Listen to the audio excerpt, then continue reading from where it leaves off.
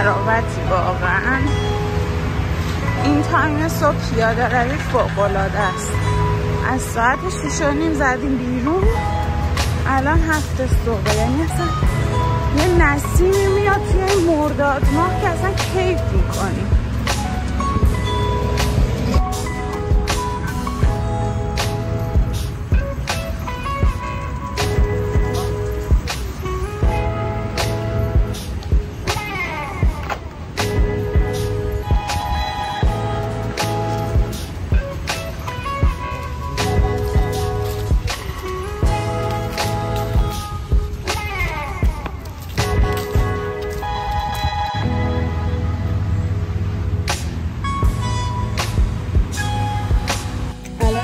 خونه بعد 2 ساعت و 10 دقیقه اینطوری بیشترش کردیم پیاده رویمونو. قشنگ دارم میمیرم، فقط میخوام برم یه چرتی بزنم. خیلی میچسبه بعدش پیاده روی، یه خواب قشنگ خوب که خستگیم در بره. بعد دیگه این چیزی هم که میبینید حالا مثلا تا شب به حدودا 11500 این طورا میرسه، یعنی حدودا 1300 تا. امروز قدمامون رو بیشتر کردیم، خیلی هم عرق کردم، ولی ساعت 6 که زدیم بیرون فوق العاده بود.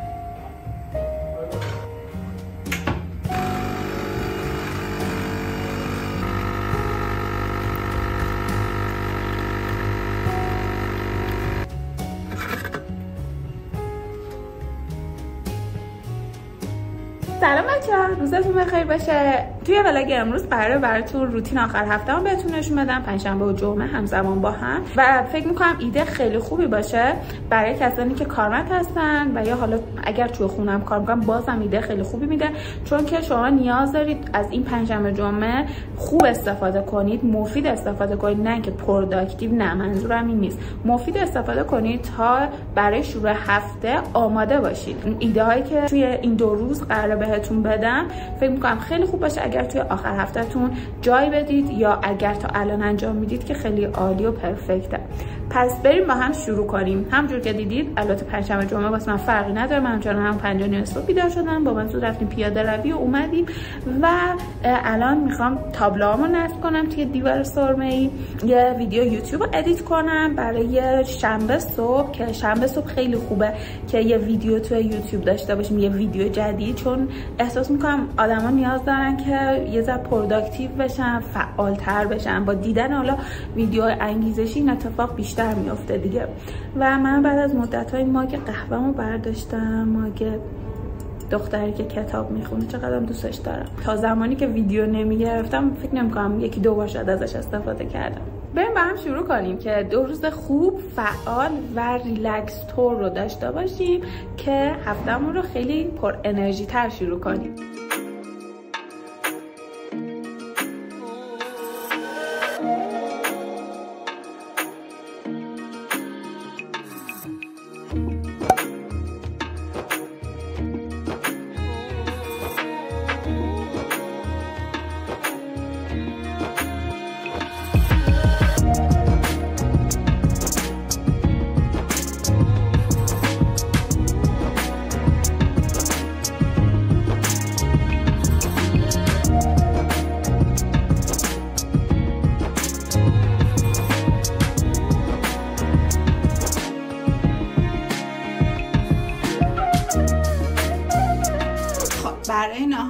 برای میخوام یه سالاد خیلی خوشمزه و جذاب معرفی کنم که اول از همه نیاز دارید به کاهویی که انقدر ریز خوردش کرده باشید. بعد نیاز دارید به مرغ. من سینه مرغ رو گذاشتم پخت، بعد با چاقو اینجوری قشنگ لهش کردم، یعنی ریزش کردم. شما هم اگه میخواید میتونید توی این همزنا هم بریزید، اونا خوب ریزش میکنه. مامانم همیشه تو اون میریزه، ولی خب اینم خوبه. و رازش اینه که با هم مرغ اینجوری ریز باشه دیگه. بعد دیگه هرچی دستتون بیاد میتونید اضافه کنید. مثلا من نخود فرنگی اضافه کردم، ذرت داشته باشید، ذرت. بعد خیارشور اضافه میکنم چون خیارشور داشتیم، حالا اگه نداشتیم مثلا اضافه نمیکردم.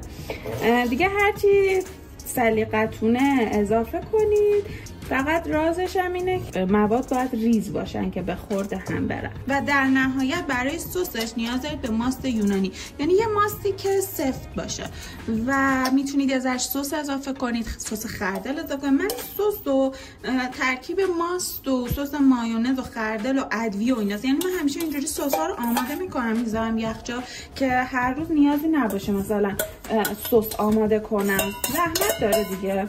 ولی اینجوری که آماده میکنم یهو راحت میشه. اینا رو با هم قاطی میکنیم. بعد از اینکه قاطی میشه یه همچین چیزی میشه. ولی دو تا نکته است.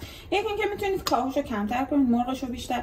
مثلا مامانم اینو درست میکنم مرغش از این بیشتره، ولی من حالا خودم خیلی میترسم زده بشم، اینجوری به نظرم بهتر. و اگه مرغشو بیشتر کنید، حالا کاهوش کمتر، میتونید اصلا به عنوان یه غذای ساندویچی توی نون باگت بذارید و بخورید، یعنی صرفا حتما غذای رژیمی نیستش.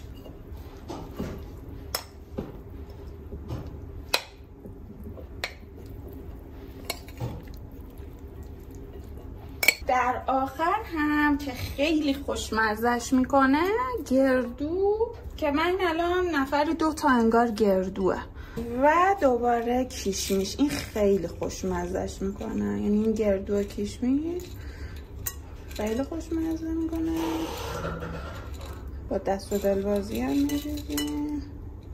همین به همین خوشمزگی و خیلی هم رژیمی و خوشمزه که بدون نون میخورم. اصلا حالت بدون نون میخورم چون خود نخود فرنگی کربوهیدرات داره دیگه. به به به.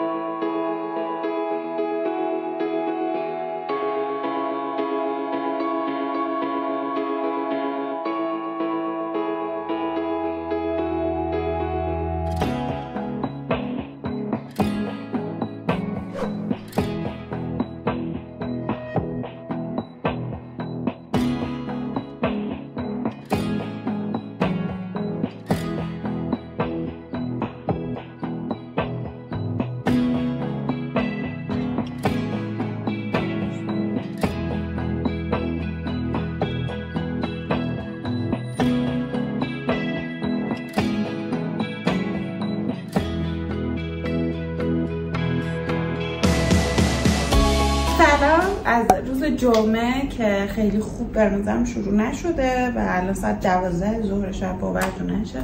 دیشب از خونه مامانم خیلی دیر در اومدیم، بعد تا بخوابیم شد ساعت 1:30، تا صبحم بیدار بشیم شد ساعت 9:30. اینا بعد من اصلا از صبح یه ذره حالتهای دل دردانه دارم که نمیتونم قهوه‌ام بخورم و کلا خیلی کسل بودم، بیحال بودم. بعد شب چون مهمونی داشتیم صبح زود بیدار نشم، صبح ساعت 5 بیدار نشم. گفتم شب چون مهمونی میریم سر حال باشم دیگه، چون 5 بیدار میشم شب باید زود بخوابم دیگه.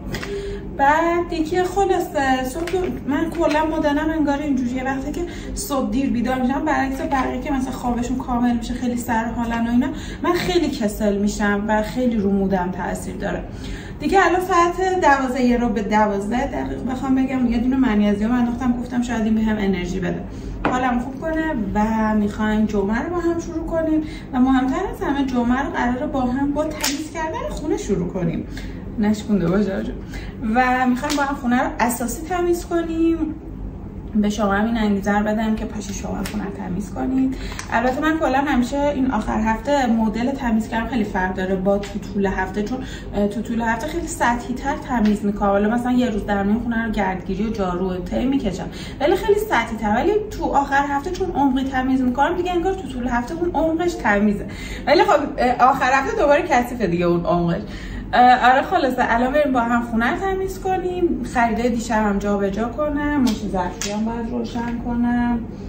همین بریم با هم اول این خونه رو تمیز کنم، یه ذره آرامش روانی بگیرم، چون وقتی خونه کثیفه، خونه نامرتبه، این وایب منفیش احساس میکنم بیشترم میشه، یعنی اینکه آدم کسل باشه و اینا. البته اولی منیزیمو میخورم بعد این کارا رو میکنم، چون این میدونید دیگه خیلی تاثیر داره توی انرژی که بهتون میده.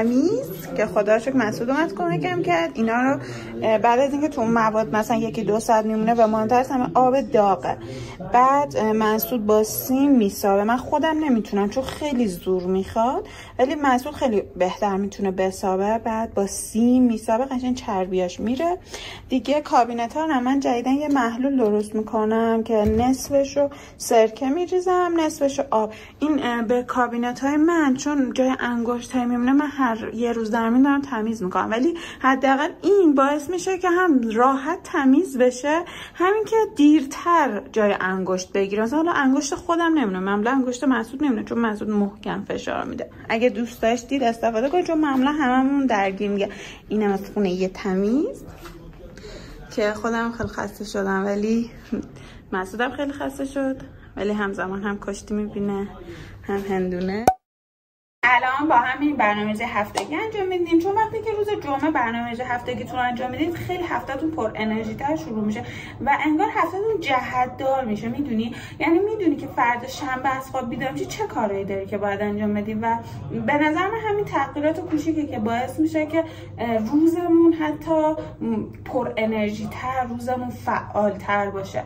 ولی خب این نکته رو هیچ وقت یادتون نره که همچنان وقتی دارید برنامه‌ریزی رو شروع میکنید خیلی رویایی و خیلی بزرگ نگاه نکنید به برنامه‌ریزی و فقط ایدئال نباشه، صرفاً واقع بینانه باید برنامه‌ریزی کنیم. بریم با هم هفته جدید بولت ژورنالمون رو بکشیم، اهداف هفتگیمون رو هم مشخص کنیم.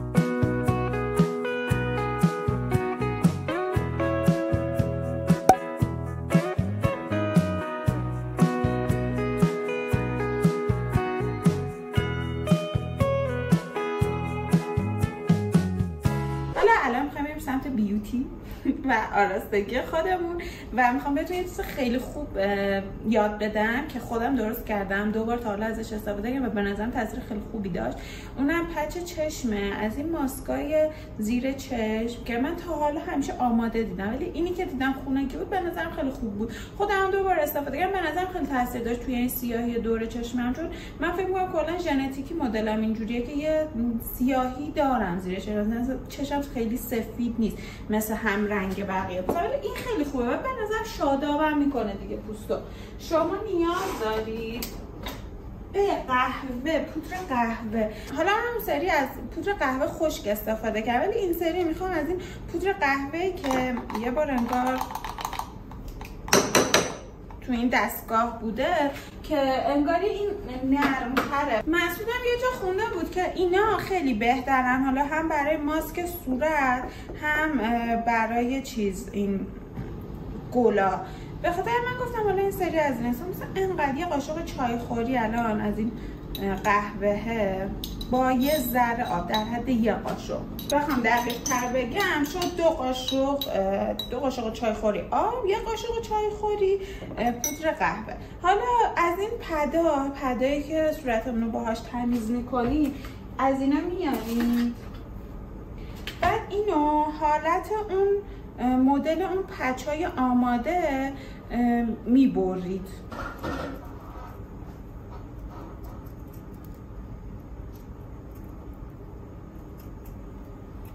دیگه یه همچین چیزی. حالا یه ذره تمیزتر میشه ولی من بلد نیستم. بعد اینو میندازید داخل این ظرف قهوه‌مون، همینجوری میذارید میمونه، درشو بذاریم 2 ساعت بعد بمونه تا قابل استفاده باشه و اینو میذاریم یخچال. من میذارم یخچال. و حالا برای این پودر قهوه یه ماسک میخوام بهتون معرفی کنم که خیلی خوبه و قشنگ لکه بره، واقعا میگم. بعد اینم روی صورت میذارید و این ماسک قهوه کلا خیلی لکه بره، هم لکه بره صورت هم جای جوش، حالا لکه های قهوه هرچی. ولی خب به مرور زمان دیگه بعد کلا اینجور چیز خونگی خیلی بیشتر نیاز به استمرار داره. مثلا شاید شما یه دارو بخری مثلا 2 هفته 2 ماه جواب بده، این دارو خونگی شاید 6 ماه بعد جواب بده. ولی خب خوبیش اینه که قیمتشون پایینه، در دسترسن همیشه و همینجوری بشینی تو خونه میتونی ازش استفاده کنی دیگه. دیگه. و این ماسک قهوه به نظر من روی لکه‌های بدنم خیلی تاثیر داره. حالا هر لکه‌ای که دارید میتونید امتحان کنید بعد از حموم استفاده کنید، چون کلا ماسک خیلی بهتره بعد از حموم انجام بشه دیگه، منافذ پوست بازن.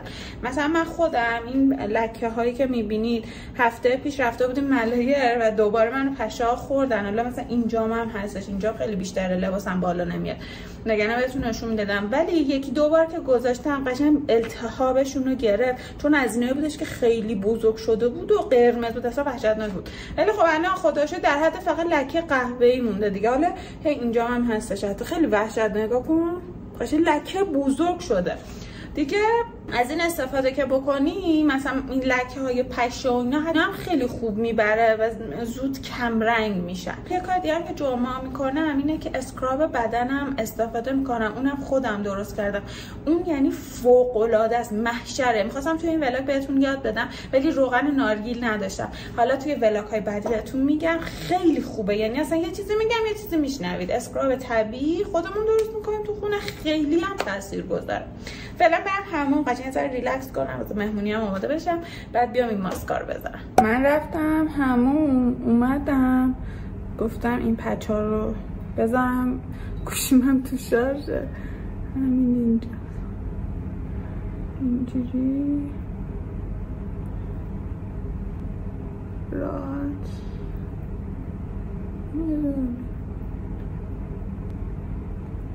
قشنگ خودش میچسبه. بعد میرم یه ماسکم میزنم، همون ماسک رو بعد 20 دقیقه دوری نمیام، بعد 20 دقیقه میشورم دیگه، آماده میشم که میخوایم بریم مهمونی.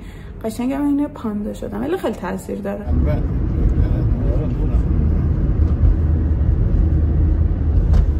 جاده میاد اینجا میرسونه. نه آره این بالا دیگه هست. من مرسی. ببینید کی این لباسش براش گشاد شده دیگه، واقعا فهمیدم لاغر شد، خیلی خوب شده، قشنگ اینجوریه. نگاه، یادتونه اون سال عید دوختم اینا، یهو بزنم رسید پوشیدم، خیلی خوب شد. حالا لباسم نشون بدم اگه نور اینجا. آها، لباسم هم که همون سنتی است. مونی هم اومدیم، موهام هم اینجوری قشنگ بستم راحت باشم گرم و اینا.